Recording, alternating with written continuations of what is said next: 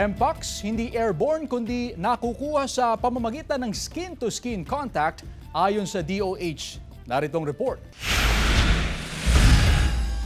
Isa sa mga pinagtutuunan ng pansin ng Health Authority ay ang banta ng Mpox na isang infectious disease na sanhi ng monkeypox virus. Ilan sa mga sintomas nito ang lagnat, pananakit ng ulo, pananakit ng katawan, laging pagod at pamamaga ng kulani. Kung nakararanas daw ng ganitong sintomas, maiging mag-isolate muna saka magpakonsulta sa doktor. Pwedeng mahawa ang isang tao kapag nadikit sa kanyang balat ang rashes ng isang pasyente ng Mpox.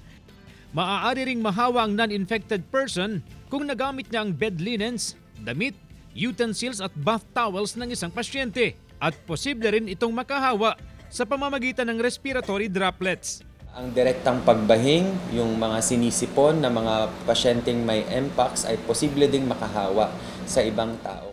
Paano nga ba makaiwas sa Mpox? Payo ng Health Authority, magsuot lagi ng face mask, lalo na sa mataong lugar.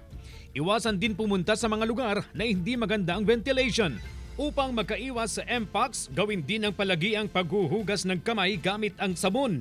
Kailangan daw matutunan ng proper hand washing. Malaking tulong din daw ang paggamit ng alcohol upang makaiwas sa virus. Ibuhos ang katamtamang dami ng alcohol na sapat upang mabasa ang buong palad. Magpatuloy sa pagpahid hanggang sa matuyo. Most infectious ang pasyenteng may Mpox once na nag-appear na yung rashes niya at up until nag-slough off or na nawawala na yung rashes. Dahil viral infection ang Mpox, self-limiting daw ito ayon sa eksperto. Kailangan lang daw palakasin ang immune system upang hindi makapitan ng sakit. Wala naman daw dapat ikabahala ayon sa Health Authority.